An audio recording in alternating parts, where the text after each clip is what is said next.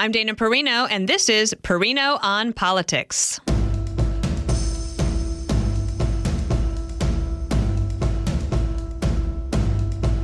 While President Trump looks to the future after an eventful trip to the Middle East, the Democrats are still grappling with the past. And how will that affect President Biden's legacy and their potential for victory in 2026 and 2028? Joining me now is my friend, Republican strategist and co-founder of South and Hill Strategies, Colin Reed. And welcome to Perino on Politics. This is where I call up my smart friends and find out what's on their minds about the state of American politics. Colin, great to have you back. Shall we start with the Democrats? I feel like that is the topic du jour. Let's point out that we are recording on Monday, May 19th. On Sunday, May 18th, later in the afternoon, the Biden camp released a statement that the president has prostate cancer, and there was a bipartisan outpouring of support, including from President Trump and the First Lady, Melania Trump, and everyone wishes him well in his treatment and hopefully a full recovery. That said, there is a lot of talk about the past, and a big book coming out this week that a lot of people are talking about by two reporters, Alex Thompson and Jake Tapper. Alex Thompson, someone who's worked for Axios for quite a while. He was one of the first, along with like Annie Linsky of the Wall Street Journal, who were reporting on Biden's decline. And they were getting just absolutely destroyed by the Democratic machine for this suggestion. Even when they had 40, 50, 60 sources, they were trashed. So Colin, this is going to be big news this week. Biden continues to be basically like an albatross around the neck of the Democrats, as we've talked about for the last several weeks on this podcast. Yeah. Hi, Dana. Happy Monday. So nice to be with you. It was the weekend of Christmas past for the Democratic Party. You got Jim Comey on Friday, Joe Biden over the weekend, just missing major interview from Hillary Clinton or John Kerry to round it out. And, look, they are very much ground in a rearward-looking position, and it's really preventing any sort of forward-looking momentum. For former President Biden, yeah, of course, everybody wishes him well. There's going to be plenty of Monday morning medical doctors out there with lots of sharp, hot takes on when they should have known about this and whether it was a cover-up. I'll kind of leave that aside here. But in terms of just the pure political timing of it, if this was an attempt to sort of reset or change the narrative ahead of what promises to be a pretty damaging book that's hitting shelves this week, it may take some of the oomph out of that punch, but not all of it politically, because the two issues are fairly unrelated in terms of how people are going to view it, and whether or not, when a lot of these Democrats and elected officials and professional staff knew about his condition, and how far back it goes. I mean, I was reading a Wall Street Journal column this morning about maybe he wasn't fit for president in 2020 based on some of the things that people knew. So, look, it's going to be is and will remain an issue until it's dealt with. And the thing about it is, all these Democratic office holders, they've yet to come up with a compelling line. Frankly, as we kind of learn as a kid, sometimes the truth is the best answer, which is something along the lines of, look, we might have known he wasn't up for the job. He wasn't doing jumping jacks and cartwheels across Ukraine, as we said. But look, we thought he was a better option than Trump. And we thought that then, we think it now. And that's probably an argument that people could at least intellectually get their arms around, as opposed to this, we're looking forward, not looking back, which sounds like some sort of contrived pablum from an HR handbook. So that's the thing, is they haven't yet settled on a compelling answer. And until they do, they'll continue to just be stuck in this reverse. There's so many different components of it. I think of it as, so Joe Biden himself and the hubris, and also the former First Lady, Jill Biden, who knows her husband the best. And more comes out about, well, what was she thinking? What were they thinking? But really, it all goes to the top. And, maybe was President Biden aware that he was mistaking his national security advisor for some guy named Steve when the guy's name is Jake and he's known him forever? I mean, maybe the president didn't know about those things, but other people certainly did. But either way, what's worse? And I think about in 2016, during that time when there was this fevered attention from the Democratic leadership and the media about Russiagate, and they put so much time and attention into that. And I think that's why a lot of Republicans are sort of looking at this and saying, come on. Do you remember, Colin, I'm sure, in December, after the election of 2020, when Trump lost, there were calls from the Democrats for the 25th Amendment to be invoked.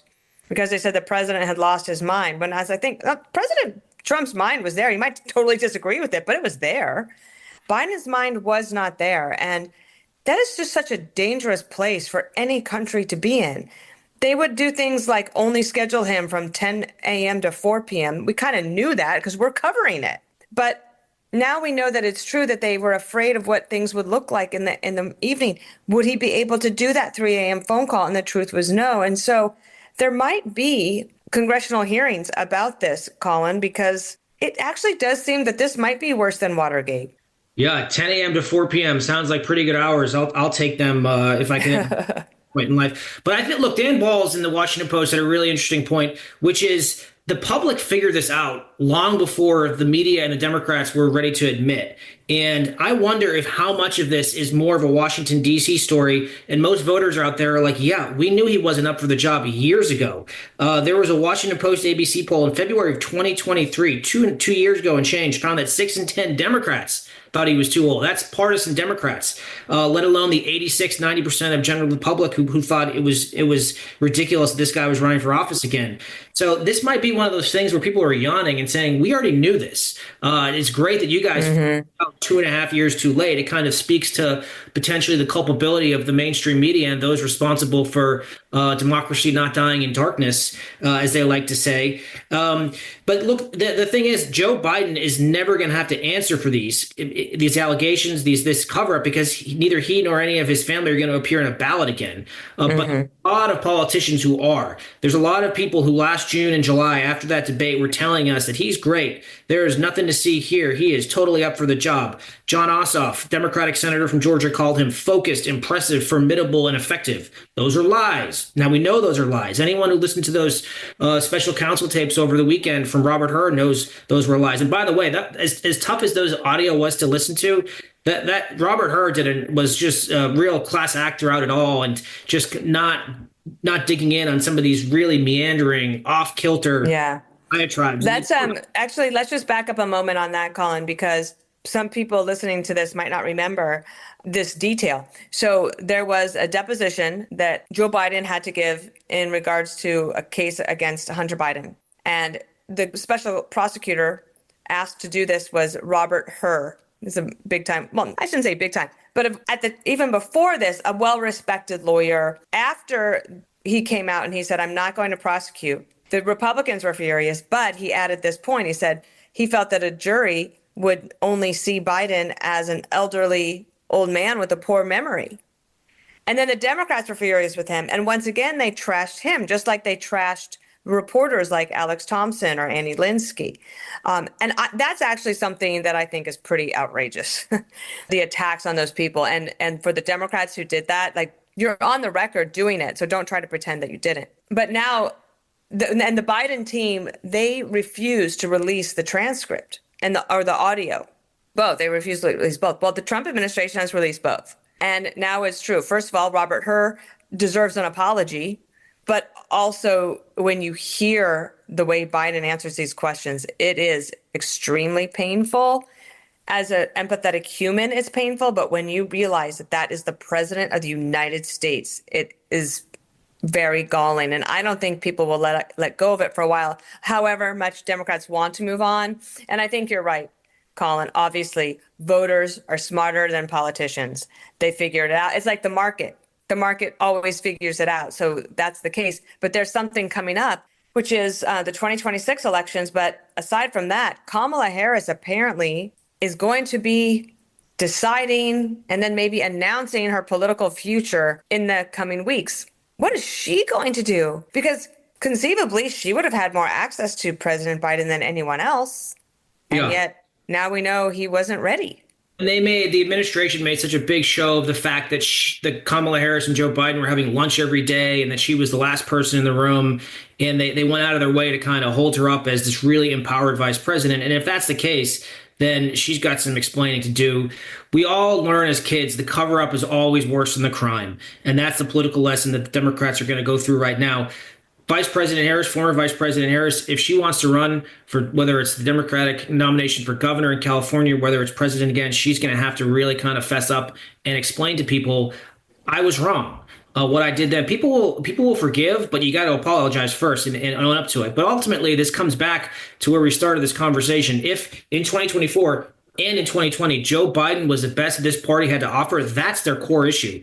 Remember, funny, they had to clear the field because they were so concerned that Bernie Sanders or Elizabeth Warren or somebody else would surge to the nomination, and they quickly circled the wagons around Joe Biden and they got him through those primaries. Then it was the pandemic. It wasn't a real campaign. You could just sit in your basement and do interviews on MSNBC and not have to face any real tough questions. So that and going back to it all the way back then, but if none of those folks were able to be seen as a viable challenger, as someone who could beat Donald Trump, that was always his his pitch to voters is I'm the only guy who can do it. Apparently, Democratic primary voters agreed, but it's the oldest story in life. Pride always comes before the fall, and that's what the Bidens are going through right now politically. That seems like a great place to end this segment. We will be right back with more Perino on Politics next. And we're back with Perino on Politics. Colin, let's switch to the Republicans. The president's big Middle East trip, it's still reverberating. It was successful from his perspective. And I think the region just seems very interesting, pretty different. Like from when I was press secretary, you know, what was interesting to me? Nobody mentioned Iraq once on this trip because Iraq is like doing its thing, not causing any problems, trying to get his country going, but, you know, plugging away and staying out of the fight with Iran. I think it's conceivable that if the Abraham Accords are expanded, that Iraq might be a part of that, but not to talk about Iraq, but to talk about the Republicans' momentum as the president came out of the gate swinging on even before January 20th. He has continued to do so. He's got a lot of crises on his plate on the foreign war standpoint, Russia, Ukraine, of course, Israel, Gaza. There are some conflicts in Africa that I think are quite deserving of at least American attention to make sure that they don't get worse. But aside from that, now he's going to try to turn his attention to Republican problems here at home. And that has to do with passing his big, beautiful bill. How do you see how they're doing? There's been some, let's say, Republicans are turning into contortionists as they try to defend some of these ideas, but they're trying to get this budget bill done before the 4th of July. Well, first of all, on Iraq, the New York Times is very concerned about the impact of climate change on Iraq right now. So, you know, things are in a better spot than they were. Exactly. I would have loved that question. Yeah. So, look, on the big, beautiful bill, it's true. A lot of the political attention in Capitol has been overseas while the president's been over there, and the megaphone that his platform and his bully pulpit, which just drowns out all the noise. But now he's coming back home, and now the attention will focus back on this big, beautiful bill. My guess is we're going to be talking about this for a while, at least through the next few weeks. But the big, beautiful bill, this is the vehicle, and why it matters to him and why it matters to anyone listening. This is going to be the legislative vehicle that contains all the things that he talked about for the most part on the campaign trail last year. Things like no tax on tips, things like no tax on overtime, and of great importance to many especially in the small business community is extending the 2017 tax cuts passed under the first Trump administration, all of which without any sort of action, they go away at the end of the year. So the process is going to be messy. It always is with margins this small. But in hindsight, in the last administration, President Biden didn't get his Inflation Reduction Act done until August of his second year in office. So in some ways, it's still the early going. And look, my suspicion is you're going to see the president weigh in with a more forceful point of view than he has thus far, just like he did at the beginning of the year when it looked like Mike Johnson needed some help getting over the finish line, getting that speaker's gavel back in. President Trump, he made some calls, and he's the one person who can bridge the gaps between these two sides better than anybody else. And ultimately, the economy will respond to this, forward progress motion on this. You've seen the market, the stock market, kind of make back most of its gains in some of these deals that the president cut with China last year. But if they can get these tax cuts done, if they can give the business community the idea that under the certainty that they're not going to get hit with a huge tax hike come next January, the market will really respond to that. Consumer confidence will really respond to that, and that's going to make people feel better. You saw president's approval ratings start to tick up after the China deal, and if they can see forward meaningful progress on these tax cuts, extending them, that will really help everyone in this country feel a whole lot better. Okay, let's talk about a couple of things that listeners might hear if you're following this storyline. I do think you'll see the president put his shoulder behind it this week. And, I think it was Colin, you last week told me that President Trump isn't just the head of the Republican Party, he's the head of a movement, and that movements have almost more power than any one party. And so when he gets himself engaged in this, maybe some of these other Republicans will fall in line, but you kind of have two camps. You have a hardliner camp, I'll call them, that want more cuts in federal spending, and maybe they are concerned, as I am, and a little embarrassed. I don't like it when Moody's downgrades America from a AAA credit rating. I don't like it. It doesn't feel good. And it's not good for the economy or the country. But the hardliners are kind of outweighed by others in the party who want to do what the president said, which is not touch Social Security, not touch Medicare, not touch Medicaid-ish. But Republicans are going to get charged with this accusation that they're cutting Medicaid, even though they're slowing the rate of growth. I mean, look, I've been trying to message that since I was 23 years old. It's very difficult. I don't have the silver bullet on that. But people are going to hear a lot about SALT taxes. What is that, Colin? What should people know? Well, the SALT debate, state and local tax deduction, is what has come to be viewed as the dividing issue between the so-called hardliners on spending and the quote unquote more moderates from the blue parts of the country. And the SALT deduction was something that was lowered, without getting too far in the weeds on tax accounting here, was something that was lowered in the first 2017 Tax Cuts and Job Act, and it capped the amount that people in some of these blue states with extremely high taxes could deduct from their tax rates. And the argument goes that those people in blue states, those governments, those liberal governments, should not be rewarded for taxing and spending their constituents into the Stone Age, which of course makes sense. But at the same time, do you really want to punish the people in your state who were relying on that tax deduction for many years to lower their taxable income? So look, it gets confusing, but really what this comes down to is a blue state versus red state divide. Yes, these blue state governments are bloated, they're inefficient, they're wasteful, and if they had it their way, they'd be taxing people 50, 60, 70% of their income, as they do in places like California, New York, and the District of Columbia and others where the tax rates are way, way too high.